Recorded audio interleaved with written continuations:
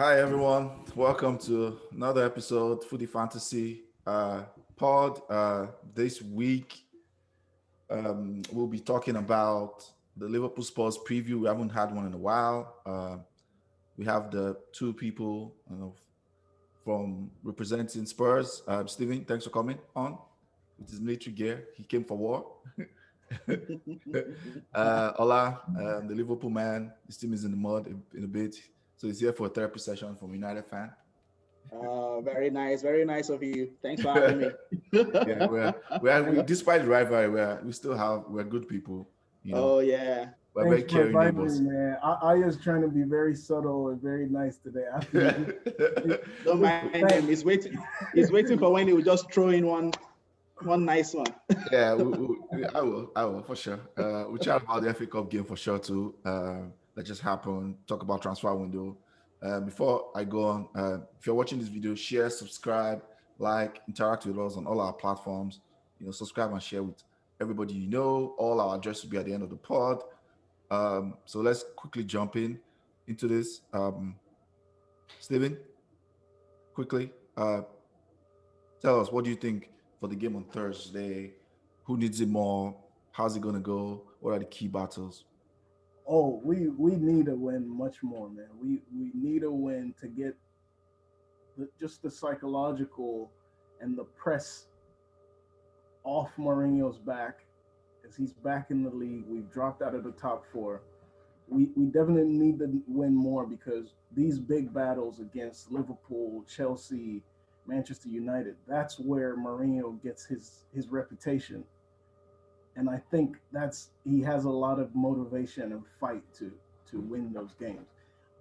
What remains to do for him is to transmit that to the players. And that's the biggest thing for me in bringing Mourinho to the club, is a change in our ambition as a club that's no longer just looking for the top four or top six. And also a change in the players' mentality that they bring to a game like this. So the last game, the way we lost that last game, as you can remember, Klopp was jumping up and down and so happy, and really, I need to see the players angry about that game and ready to beat Liverpool. Just the fight, the aggressiveness, the feeling that we're playing against the champions, regardless of their form. I want to see them bring that. So I think we need it more, because Tottenham fans have also been, a little bit discouraged by some of the results that we've had, losing points against Newcastle, Fulham, Wolves. And these are games that everybody feels like, hey, these are winnable games. So we need that definitely. In terms of key battles on the pitch, I would say a big one for me is Aurier, right back, against Mane on the left. Aurier, it's a weird thing. Everybody on the club had kind of given up on this guy. We bring in Matt Doherty at the start of the season. Matt Doherty's sucking like horrible, man. And Aurier, they did an interview with Aurier, I think, when he was on international duty. They were like, "Oh, what do you think about the competition for your spot?" He said, "What competition?" Wow. I have to find that. We were talking about it on the fan chat. It's like, I like that. Because he's just not seen it. He wasn't seeing it from Kyle Walker-Peters. And it leads him to some of these concentration mistakes. So we go get Matt Doherty, and he's just not having a good season. He's kind of having like Sissoko's first season when he came. Anyway, that's a big one, because I think that Liverpool have a world-class player there, Mane. In fact, their whole front three is a world-class front three. So key battles all across our defense. I think Salah is going to play, definitely. He has to play. And it puts us in a bad position against Reguilon, because he can exploit the spaces that Reguilon leaves. And in the center back, one of the positions that I feel is our weakness this season, we've conceded about 17 goals in the Premiership, and 10 of them have been from aerial balls, headers, free kicks. Remember the Firmino goal? We just don't have the leadership and that technical ability at the back. It's not just, that you're able to head the ball. It's about getting into position. It's about organizing your defense when there's a crossing situation about to happen. Isn't that what Toby's supposed to be doing? We just don't have that. I love you guys to go watch we can't talk about it fully on this podcast, but the Leicester game, Leicester against Spurs, go see the second goal against us when it's Vardy heads the ball and then it goes in off Toby. It's a Toby own goal. But if you watch that whole goal, Leicester brings the ball from their half, and the whole time, Toby is the furthest man back. He never even looks at Vardy. This is the top center forward in the league, I would say. I mean, behind Harry Kane. He never even looks at Vardy, never gets goal side, never gets arm's length. Sissoko sees what's happening and runs back to try to get on Vardy. Of course, Vardy beats Sissoko in the air because Sissoko is physically good, but in terms of heading, he's not the best. But the fact that Toby couldn't see that, Sissoko had to run past him and get on Vardy. Then Vardy gets the header. Sissoko has done good by getting the header to be off target. Yep. So Vardy gets the header off, but it's bad. And Toby is still in the wrong position and the ball goes off him because he's facing his own goal. Like, it's so basic. Any aerial situation, goal side, arm's length.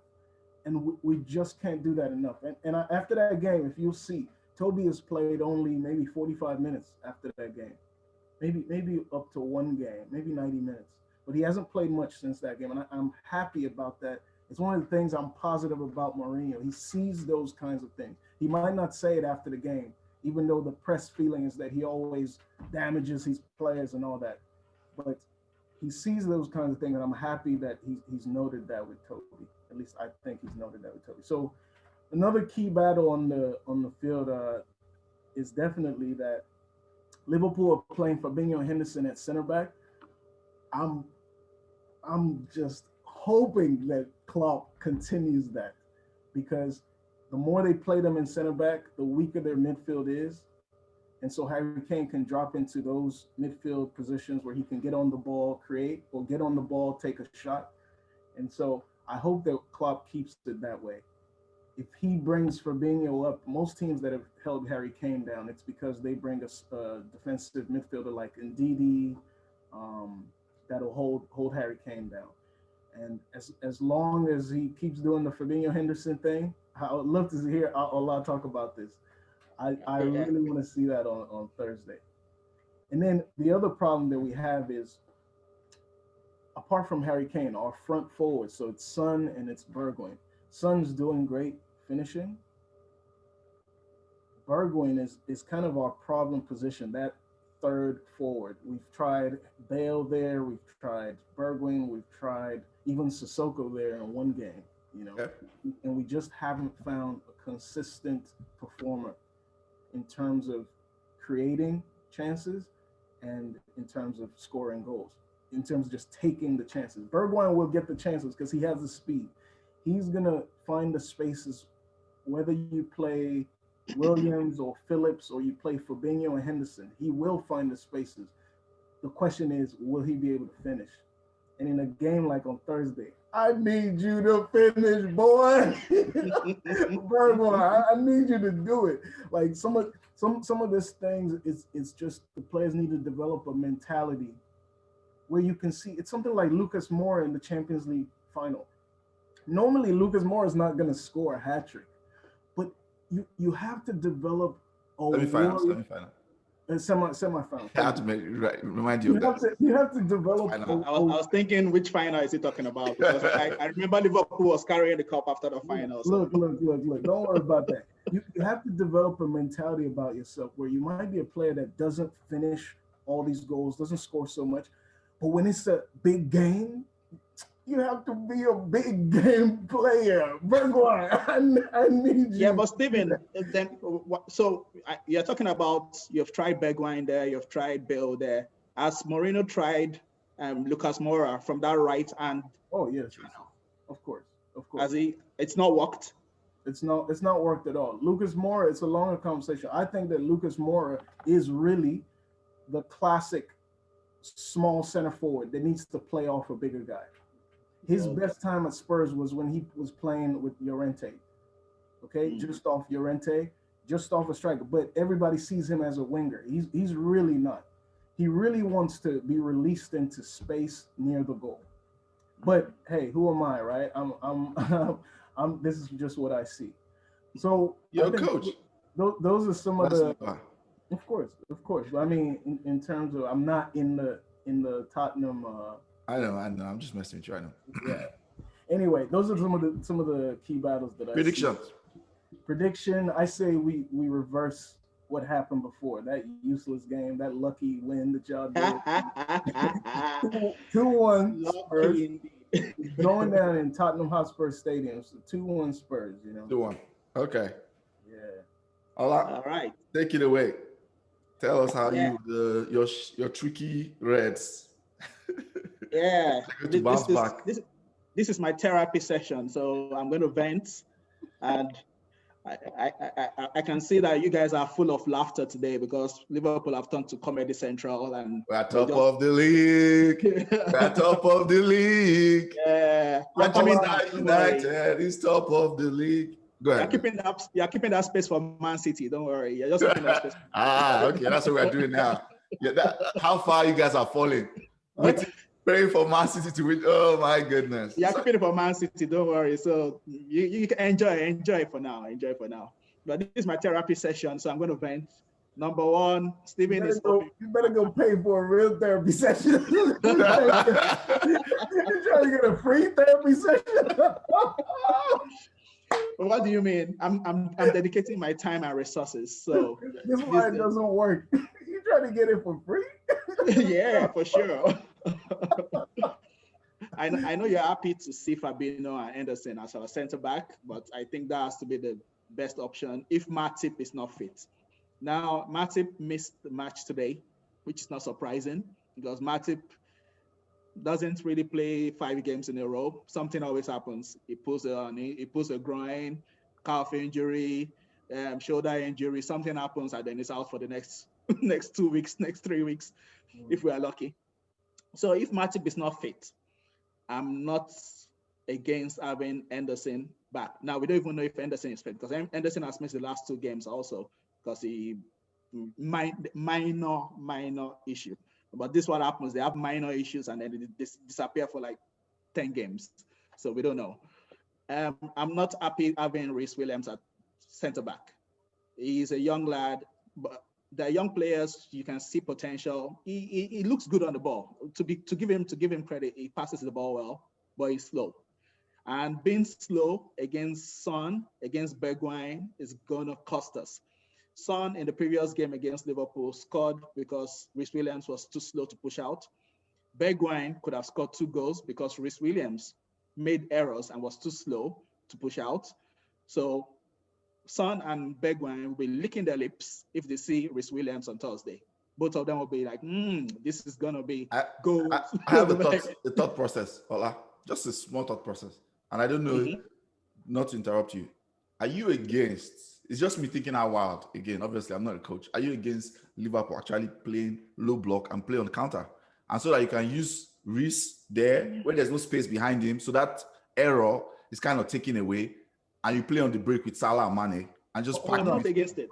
And pack the midfield. Understand me, Ayo. You want to copy our style. You want to copy our train.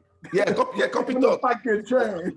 Exactly. Hit them on the Steven and Ayo, I've never been one of those fans who always be saying, oh, don't pack the bus. Some of our trophies that we won under Gerard Houllier were because we packed the bus. Even Benitez. Yeah. When Benitez won the Champions League, a lot of parking the bus. Yeah. When we were challenging for the league, a lot of parking. So I mean, I'm not snobbish. I'm not like one of those fans that will be like, oh, we should never park the bus. So, man, if it works for you, it works for you. That's it. If it works for you, it works for you. I don't get fans who criticize other teams for doing that. I just want to. If your team is parking the bus, accept they're parking the bus, but it's part of football. Correct. It's a means to an end. As long as you win. I've never been snobbish in that way. So, but I don't think Klopp is ever going to do that. That's the sad thing. Klopp will not compromise. Klopp will not compromise. So he will want to play the same way that has brought him success. But if he pack the bus, I'll be happy to take the points. I'll be happy to take the points at Spurs and just get out of there. You know, honestly, I'm not one of those fans. I'll be turning up their noses at that. I think I was just thinking out loud that does that he can push like what One talk about, where he can play Matip and Rhys. And then he can push Fabinho, and if Henderson comes back, so that midfield becomes stronger with Fabinho there, Wijnaldum, and whether Henderson's back or Thiago further forward, you can hit them on the break because you have two deadly fast forwards who, because if for you me give them that's the 3 chances, they solution. will score 2, and you can take the points away. For me, that's the solution because not necessarily packing the ball. The solution is finding a way to get Fabinho and Henderson back into midfield, so that Thiago doesn't have to play as a 6. Because Thiago, okay, is good. We can do the parallel thing and do deep lying playmaker, but it's not going to be very effective all the time because number one, he's slow. He's slow on the turn. So Bergwijn and Son and Sissoko and all those guys are going to be running past them. So he's slow on the turn in that 6. So that's going to cause us problems if we're going to play against Spurs that way. I want him further forward where he can help us feed the attack. I don't want him as a 6, but what can we do if Fabinho is a center back and Henderson has to play a center back? The next best thing for me is to play Gini as 6 because Gini, one of them has played as 6 many times for us and he's stronger. And Gini is energetic. He knows how to cover runs. He might not be very quick, but at least he's quicker. He's quicker than Thiago. So that's the next best thing. Will Klopp do it? Will Klopp do that? I don't know. I think he just fancies Thiago as a 6. Today, we saw the match. Thiago, you could see the United players just breezing past our midfield, breezing past, on the counter. And Spurs are going to do the same. Spurs have quick players. They're just going to breeze past our midfield. They're just vroom. Look, that's it. It's going to be crazy.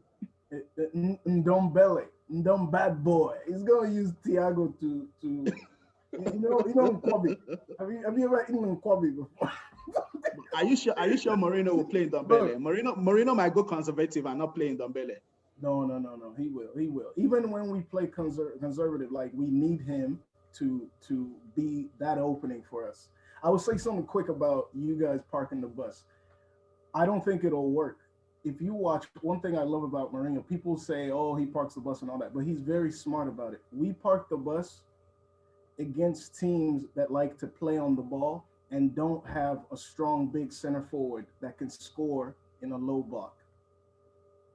See, when there's that big center forward, I'm talking about like an Andy Carroll, I'm talking like against a Burnley or even against a Vardy that can score against a low block where they could just put the ball up there and he could score.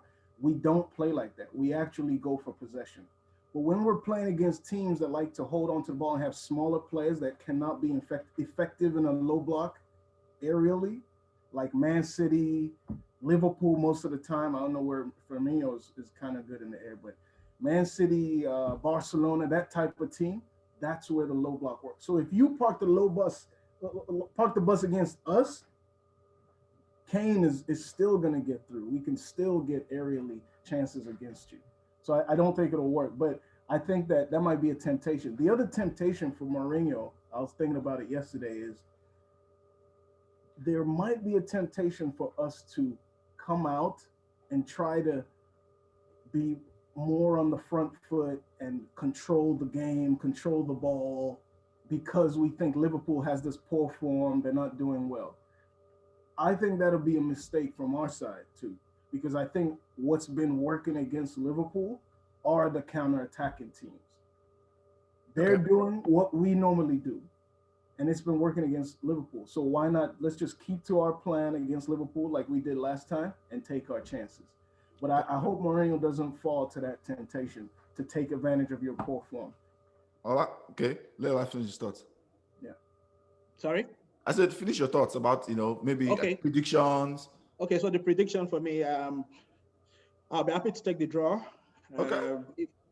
If we get a draw, that's a decent result for me, to be honest. The form Liverpool are in, it's one of those kind of run of games where you just need the ball to hit somebody's backside and just go in and then just sneak the 1-0 win, because that's the only way we're going to win any game now. I don't think we're going to beat anybody 4-0, 5-0.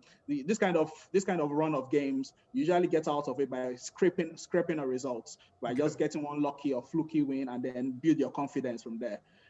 Spurs, I don't think you guys have a bad home record. I think you have a decent home record.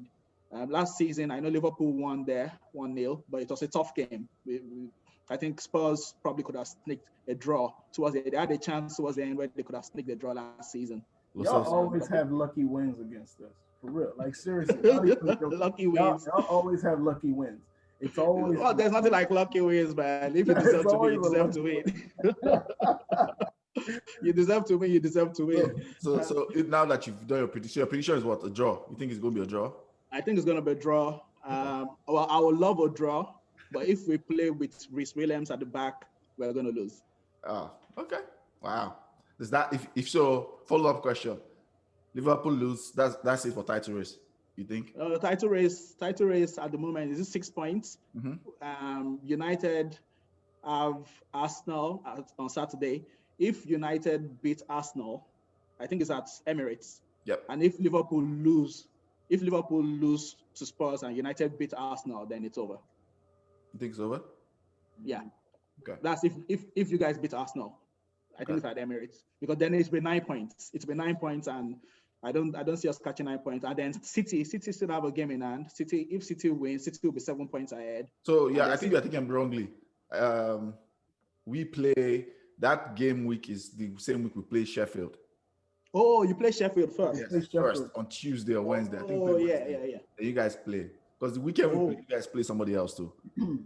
Okay, sorry. So you have Sheffield when we're the week we're playing Spurs. The week we're playing Spurs. Correct. Look, Ola, Yeah, so- Man City is gonna win. Let's just take it. They're playing West Brom next. Yeah. Big sky.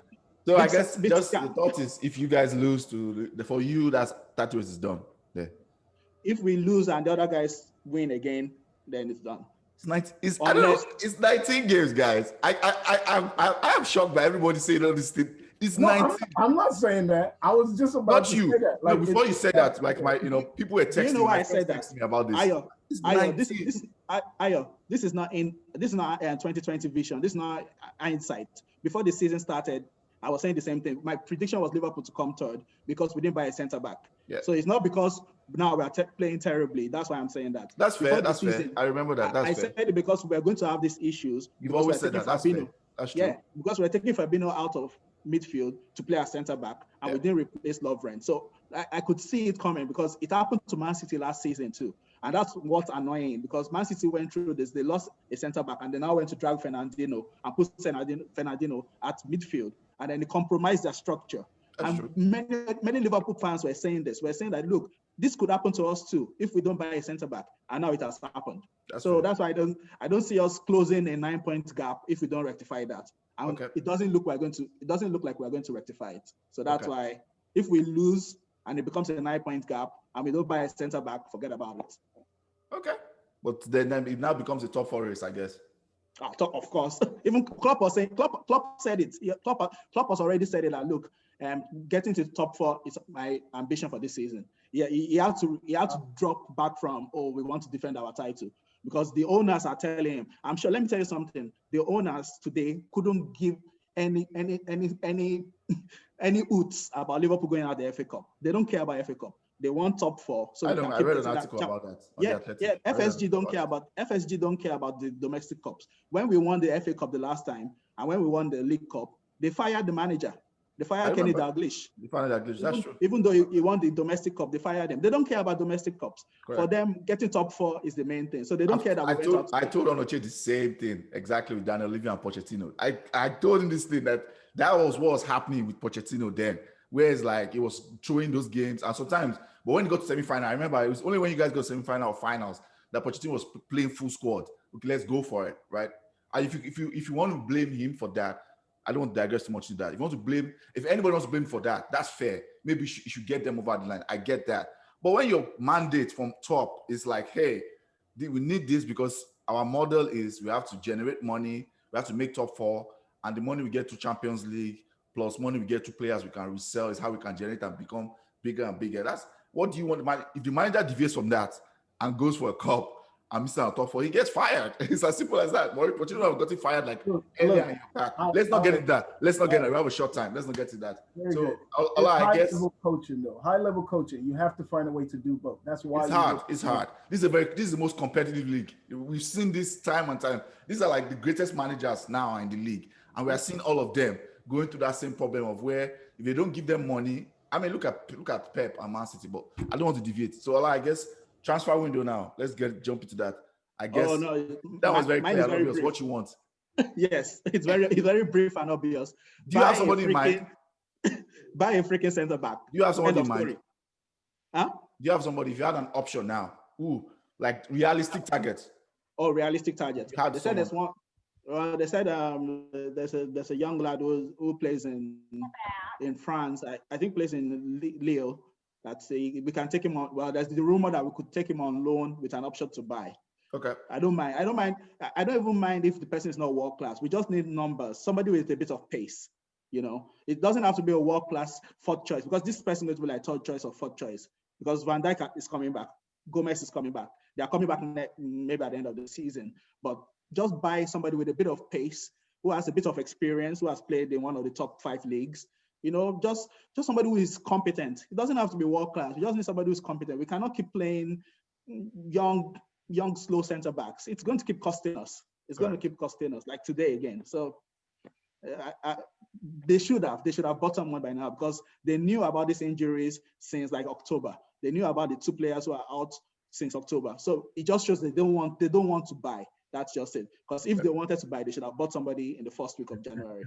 I get me. Transfers. I hear fans talk about the board doesn't want to buy. Like, come on, they want to buy more than you. You're not putting $200 into this season.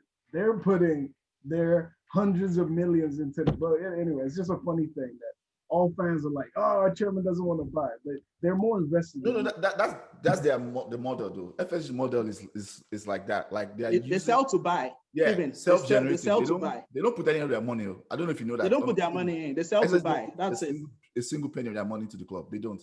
They have more financial risk than all of us. Correct. That's true. Yes, because they own the assets. It's just like when fans say, "Oh, this player doesn't want to win." I'm like, I get your point. His whole life trying to get here, anyway. Correct. So, for you, Olache, who do you want to buy in it? I said center back, same thing. Oh, really? Okay. Top center back. We were in the running for Skriniar. All of a sudden, Inter had an about turn. They want to keep Skriniar now, and so I still want to center back. We were also talking about Milenkovic. I can't remember now what team. It's like Fiorentina or Fiorentina. He's a young center back. He's more like what Tottenham usually gets, 22, 23-year-old upside potential. I don't think he's ready for the league, but if he seems good aerially. We can get a defender that can command and is good aerially, has potential. Yeah, Milenkovic or Skriniar. Eriksen, people talking about Eriksen coming back. Whoa, wow. I would like to see Dele play. That's what I would say. That's just me. Dele is my favorite center midfielder. And Dele and Paul Pogba are my best 2 players in the league. So I want to see Dele play. That's where I stand. But so Eriksen coming back, I don't see that happening, man. Eriksen at all. Yeah, I don't really want to see it. But he'll be good. We need a player with that quality. But I don't really. Ndombele can play that role, though. Ndombele is playing that role. Our problem, Ndombele is it. Ndombele is starting even if Eriksen comes. Our problem is if we lose Ndombele, we lose. That's it. We lose our whole thrust. So Eriksen's coming back to be a backup because no one else is consistent and reliable. Lo Celso gets hurt all the time. Dele doesn't want to play hard. It's tough. So Eriksen's coming as a backup, but it goes deep, man. Why he left is related to why Jan left. We can talk about it offline. Okay. I don't need anybody. We're eating good at the top. We're living good. We're living life at the top. I just look out at all of you, everybody just there, all you regular folks, just, okay, what are you guys doing? We're good. We're living good here. We're feeling good. For 1 week, and you're talking like this. We're here for like 2-3 weeks now. We're living good. It's shameful how much y'all are celebrating. Man, you top of the league. A team like yours, you should be used to that. I'm sad for you that this is how you celebrate. Shut up, man. You have never, ever won the league. Look at this guy. Don't talk about my team. Teams like us should be celebrating being on top of the league. Hey. You know what I'm saying? Because we haven't been there for a while. But you guys, I feel I'm discouraged by your happiness right now. Hey, that's your problem. But anyways, I don't think maybe we'll probably be the right winger. That's me just joking, but I don't think we're doing any business. We have a lot of depth, I think we do have a lot of depth this season. I think we have probably have the third best squad. Personally, that's what I think, behind City and Chelsea. I've said that consistently because we have a lot of depth. FA Cup game. I'll quick wrap up because we have like 10 minutes left. I'll do a quick wrap up of the FA Cup game. In my opinion, I can chime in. I think it was a very entertaining game. I enjoyed it. This was like a proper FA Cup game. One of those two teams going at it a lot. I think Liverpool had a lot of control earlier. They scored, but of course in transition, we're like probably the most deadly team in the league right now in transition. We have very quick players, counter-attacking football. So Rashford was really good today. The assist to Greenwood, that was good.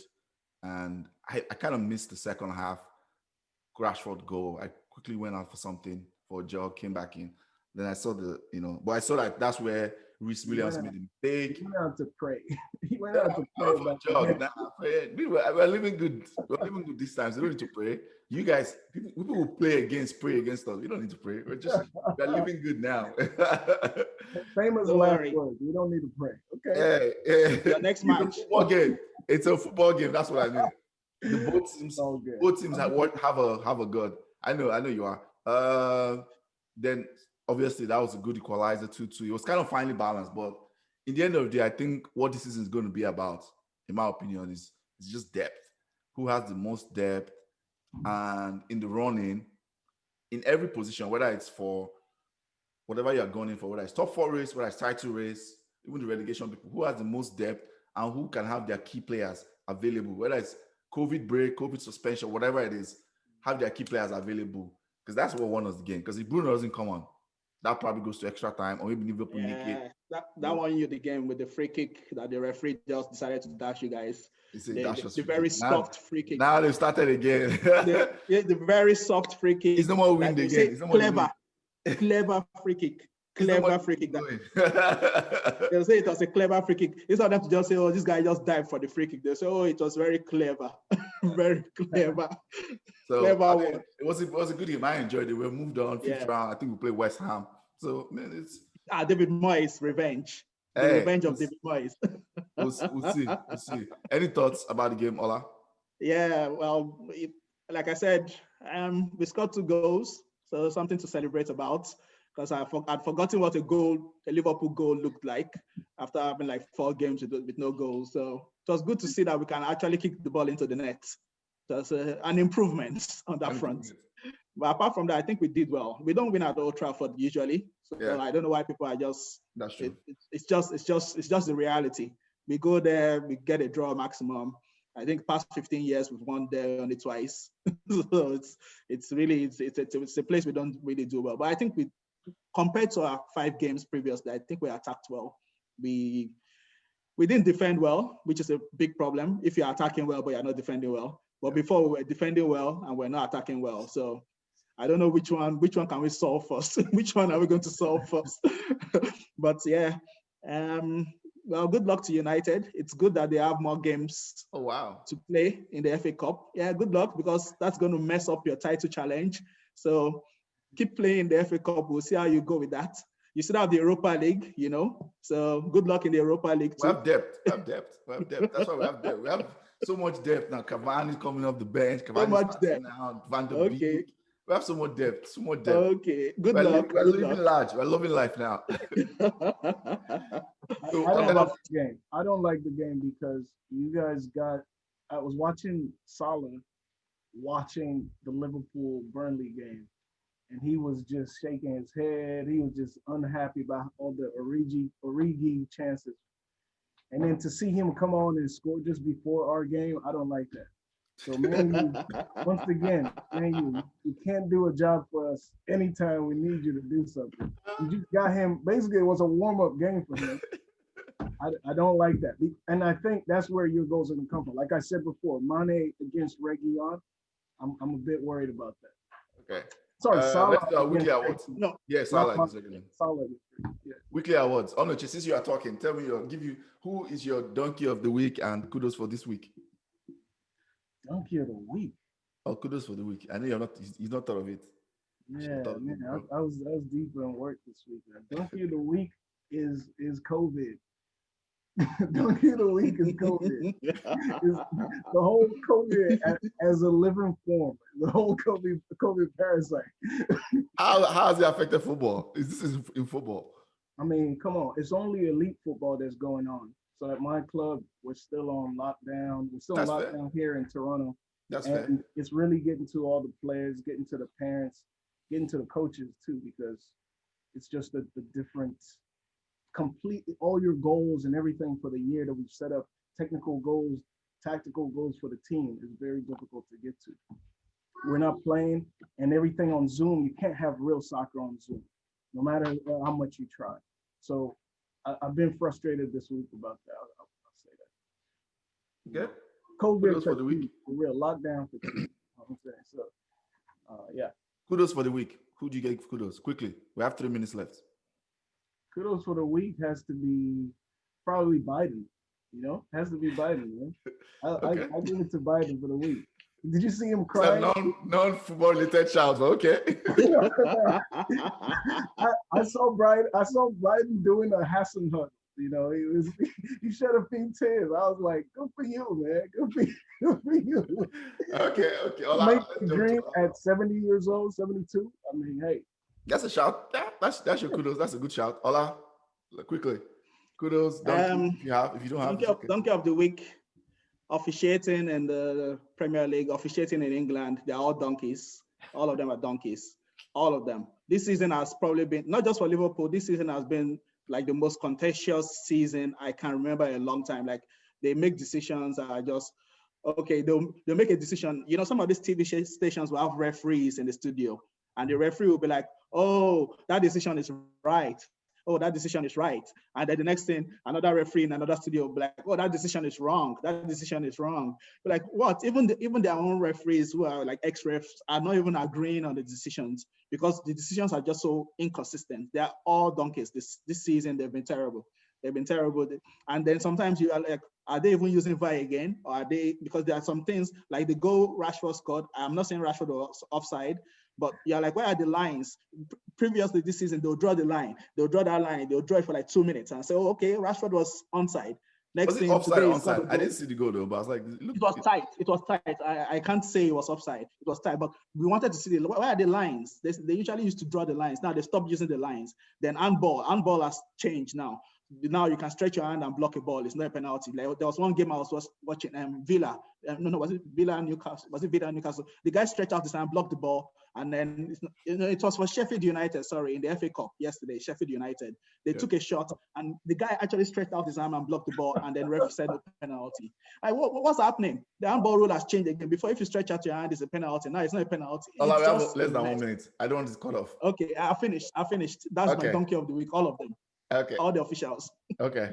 So my donkey of the week is Frank Lampard. I didn't like the way he was digging out the Athletic reporter and like taking it personal about him. I think that was, I know you're under pressure. I get all that, but you digging out the reporter and just, and his team is struggling. So that was my kudos for his Bruno. That was a clutch goal by Bruno.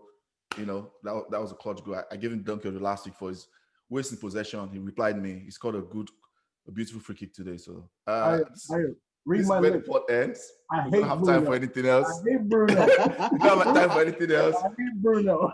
Thank you guys for coming on. Check us. Check our pod. All our addresses at the end of the pod. Check us out. Thank you guys for coming on.